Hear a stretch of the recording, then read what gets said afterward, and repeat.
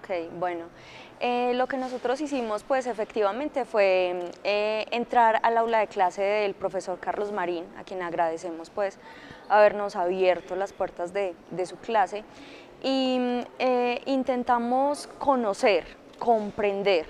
qué otros lenguajes diferentes al oral y escrito intervienen dentro del aula de clase. En esa medida pues nos encontramos con varias cosas.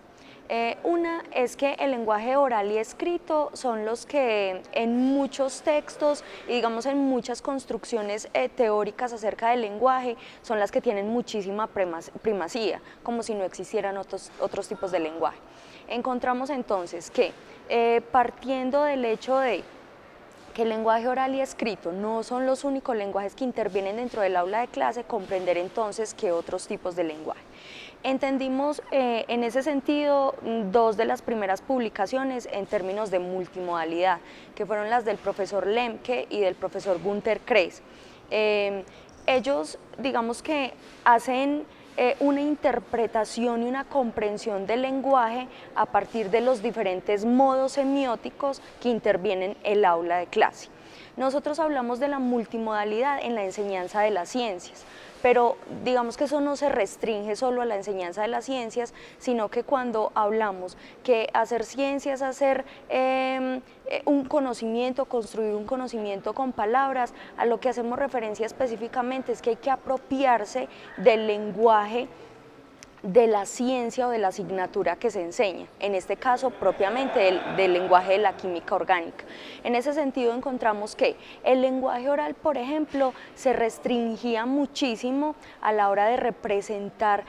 semióticamente o de construir explicaciones solo a partir de las potencialidades que ofrece el lenguaje oral. En esa medida encontramos que el lenguaje gestual, el lenguaje visual y el lenguaje formal de la química orgánica daban muchísimas más potencialidades orquestadas que le aportaban significado al lenguaje oral, pero en esa medida digamos que el lenguaje oral se hubiera agotado en las explicaciones si el docente no hubiera hecho uso de otro tipo de lenguajes o modos semióticos como era el lenguaje gestual atravesado por el lenguaje metafórico y el lenguaje icónico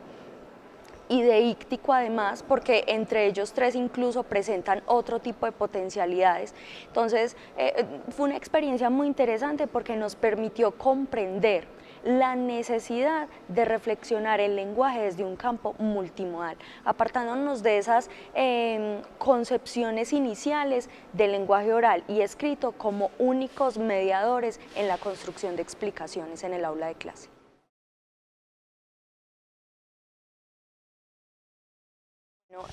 Yo tendría que empezar diciendo que las investigaciones o todo ese estado del arte y los antecedentes que construimos para comprender muy bien el marco de nuestra investigación,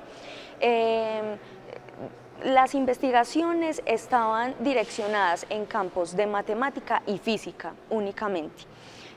Lo que hacían allí era estudiar pues, los tipos de lenguajes, específicamente los lenguajes gestuales que empleaban los docentes para construir explicaciones a partir de determinados conceptos. Lo que nosotros hicimos entonces fue innovar un poco atravesando otra área de conocimiento como era la química, precisamente porque en la química y la química orgánica se presenta un lenguaje muy restringido porque es un lenguaje absolutamente conceptual y que en sus expresiones orales digamos que se dificulta muchísimo poder ampliar una explicación como tal.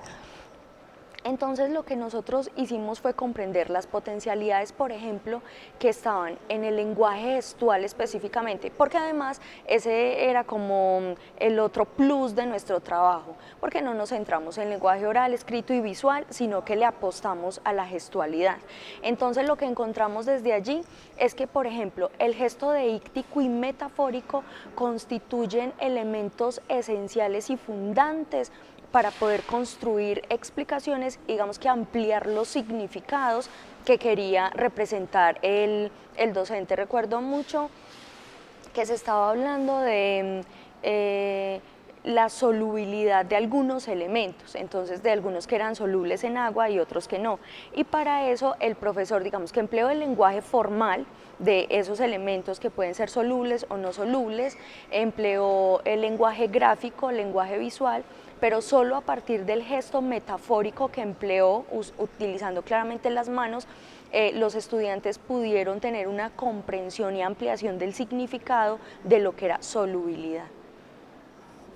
Esto, digamos, además de los hallazgos que tienen que ver, digamos, con la reflexión de la multimodalidad en la construcción de conocimientos, ¿les arroja a ustedes como investigadores algunos elementos de cómo precisamente debe ser la formación de formadores en estas áreas? ¿Ustedes encontraron algo, digamos, el profesor que fue objeto de, que digamos participó en la investigación, él había tenido una formación especial, había tenido una formación complementaria que los llevara a que a través de los gestos deícticos, icónicos, metafóricos, lograra, digamos, una mayor comprensión de los contenidos del curso?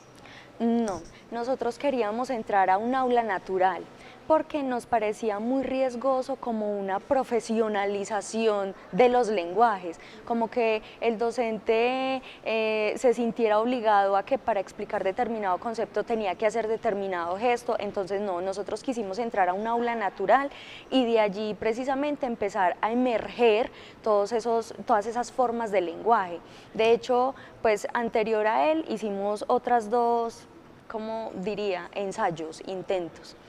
y no resultaron adecuados. Y es porque cuando las personas se acercan al libro se dan cuenta que hay dos conceptos muy importantes, y es el de el uso consciente e intencionado de los diferentes lenguajes. Y nosotros encontramos en ese profesor precisamente esos dos elementos que permitieron concretar las explicaciones a través de los diferentes usos de manera consciente e intencionada. Es decir, él sin una explicación previa y sin un acercamiento previo a lo que estábamos haciendo dentro del libro en esa construcción teórica, él hizo usos conscientes e intencionados de los lenguajes que permitieron ampliar esos significados de los conceptos que estaba explicando. Entonces fue muy interesante porque nos damos cuenta ahí la necesidad. Digamos, nosotros que trabajamos en el Departamento de Estudios Educativos, que es un departamento de formadores,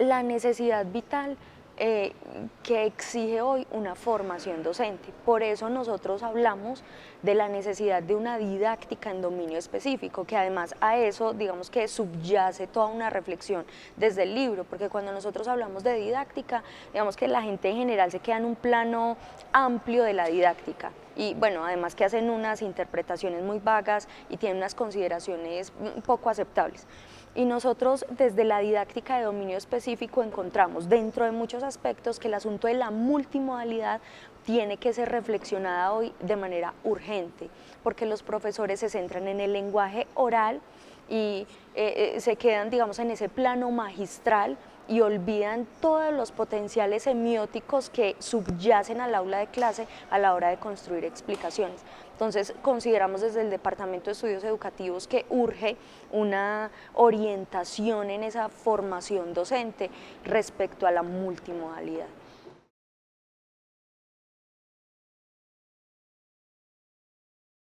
Sí, sin duda alguna. ¿Qué tenemos en este momento? Mi compañera, pues el profesor Oscar Eugenio es un doctor del departamento, un experto en el asunto pues, del tema, un investigador.